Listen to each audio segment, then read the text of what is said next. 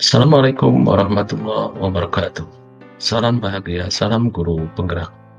Halo Bapak Ibu guru calon guru penggerak angkatan 6. Saya dari kelompok A1 akan mempresentasikan pemikiran KHD atau Ki Hajar Dewantara yang bisa diimplementasikan pada konteks sosial budaya.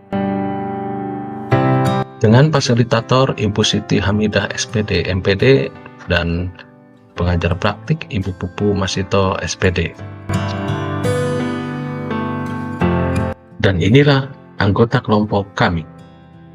Yang pertama Ibu Winnie Windiani, yang kedua Bapak Yayat Hidayat, yang ketiga saya sendiri Asep Ndet, yang keempat Bapak Horis Holisin, yang kelima Bapak Didik Heriadi, dan yang keenam Bapak Agus Gandhi.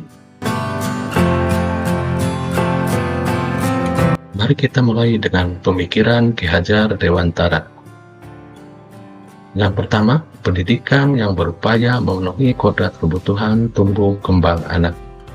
Yang kedua, pendidikan diibaratkan petani yang menanam padi. Yang ketiga, pendidikan budi pekerti. Dan yang keempat, pendidikan menanamkan nilai religius sebagai pondasi pengendalian diri. Nah, selanjutnya mari kita bahas tentang tradisi abidan. Nah, abidan ini merupakan sebuah kegiatan yang dilakukan oleh masyarakat sebagai rasa syukur atau syukuran atas keberhasilan seorang anak menyelesaikan Al-Quran atau kita sebut khatam Quran. Kegiatan abidan biasanya diselenggarakan oleh diniyah.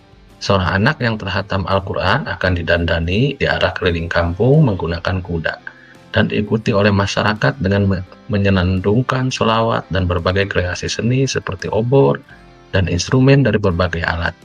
Selain sebagai rasa syukur, kegiatan ini juga menjadi motivasi bagi anak untuk senantiasa belajar Al-Quran dan agama. Anak-anak lain pun menjadi lebih semangat dan termotivasi. Nah, ini termasuk nilai religius. Hal ini tentunya menjadi suatu kebanggaan bagi anak dan orang tua. Begitulah yang disebut dengan tradisi abidan.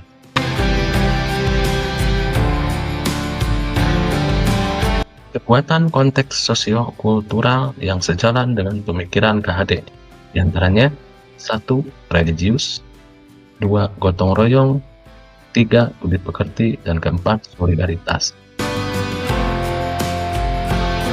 Bagaimana pemikiran KHD dapat dikontekstualkan sesuai dengan nilai-nilai luhur kearifan budaya daerah asal yang relevan menjadi penguatan karakter murid sebagai individu sekaligus sebagai anggota masyarakat pada konteks lokal sosial budaya di daerah.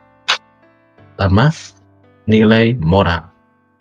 Abid Hatam Quran mencerminkan sifat kerakyatan yang berpegang teguh pada nilai religiusitas dan solidaritas antar anggota masyarakat.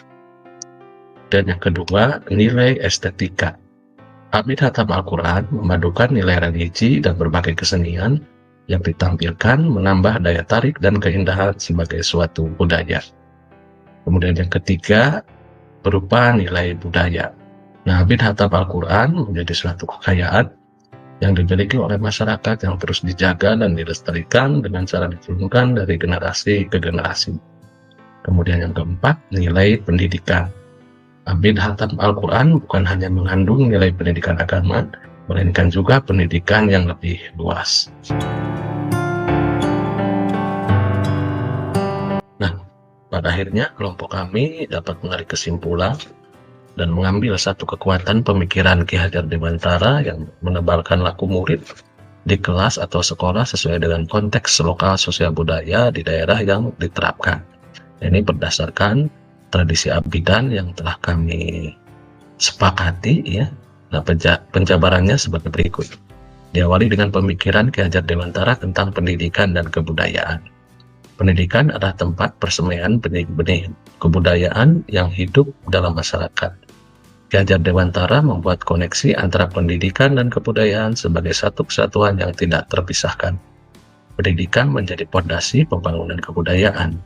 Pendidikan bertujuan untuk membentuk peradaban yang mana nilai religius ini menjadi fondasi utamanya. Kemudian, pendidikan harus senantiasa menyesuaikan dengan kodrat alam dan kodrat zaman. Nah, dalam pelaksanaannya, pendidikan mengikuti asas trikon. Yang pertama, kontinuitas berakar pada budaya dan jati diri masyarakat yang religius. Nah, ini kalimat kuncinya yang makanya kami berkesimpulan sampai di sini. Kemudian yang kedua, konvergensi memperkuat nilai-nilai kemanusiaan dan memanusiakan. Yang ketiga, konsentris menghargai keragaman. Nah, itulah presentasi dari kelompok kami. Jadi intinya mengambil satu kekuatan, yaitu nilai religius yang mana ini berkembang atau sudah menjadi budaya di daerah kami yang ditandai dengan tradisi abidan tersebut. Mudah-mudahan bisa membuka cakrawala tentang pemikiran KHD yang berkaitan dengan konteks lokal sosial budaya di daerah yang sesuai dengan lingkungan kita.